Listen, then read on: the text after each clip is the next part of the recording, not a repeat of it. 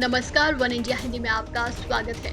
आज हम बात करेंगे भारतीय सेना की विदेशी धरती पर एक ऐसे ऑपरेशन की जो दुनिया में अब तक के गिने चुने सफलतम ऑपरेशन में से एक था।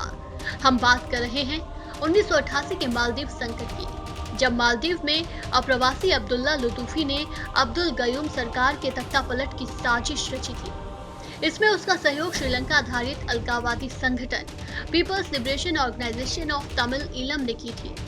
उस वक्त नवंबर 1988 की शुरुआत में हथियारबंद लड़ाके वाटर बोटों के जरिए राजधानी माले पहुंच गए।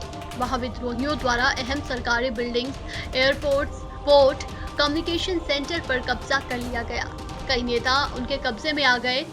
तब PLOT के 80 लड़ाकों ने हिंद महासागर के जरिए मालदीव में घुसकर बमबारी की थी। उग्रवादी तत्कालीन राष्ट्रपति मामून अब्दुल गयूम तक पहुंचना चाहते थे, लेकिन इसी बीच गयूम ने कई देशों समेत नई दिल्ली को इमरजेंसी संदेश भेजा। भारत भेजा गया संदेश सीधा तत्कालीन भारतीय प्रधानमंत्री राजीव गांधी तक पहुंचा और सबसे पहले वही हरकत में आए।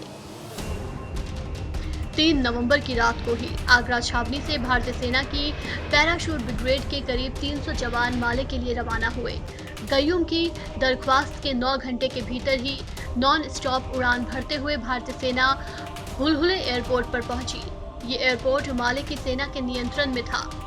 हुलहुले से लगुनों को पार करते हुए भारतीय टुकड़ी राजधानी माले पहुंची। इस बीच कोच्चि से भारत ने और सेना भेजी। माले के ऊपर भारतीय वायुसेना के मिराज विमान उड़ान भरने लगे। भारतीय सेना की इस मौजूदगी ने उग्रवादियों के मनोबल पर चोट की। इसी दौरान भारतीय सेना ने सबसे पहले माले के एयरपोर्ट को अपने नियंत्रण में लिया और राष्ट्रपति गयूम को सिक्योर किया।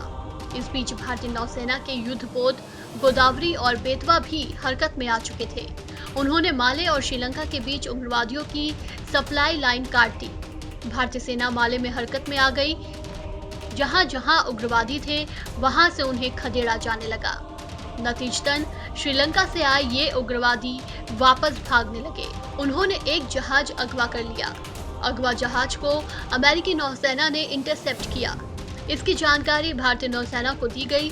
गोदावरी से एक हेलीकॉप्टर ने उड़ान भरी। उसने अगवा जहाज पर भारत के मरीन कमांडो उतार दिए। कमांडो कार्रवाई में 19 लोग मारे गए। इनमें ज्यादातर उग्रवादी थे। इस दौरान 2 बंधकों की भी जान गई।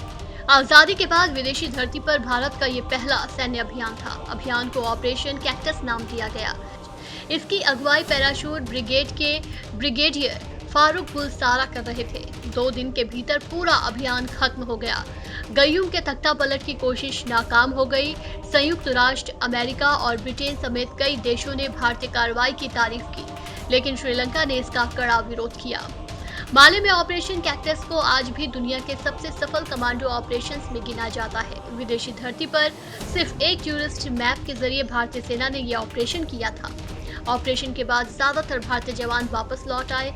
किसी आशंका या संभावित हमले को टालने के लिए करीब 150 भारतीय सैनिक साल भर तक मालदीव में तैनात रहे। इस ऑपरेशन की सबसे बड़ी बात यह थी कि आतंकियों से मुठभेड़ के दौरान भारतीय सेना को कोई नुकसान नहीं पहुंचा था। इस खबर में फिलहाल इतना ही।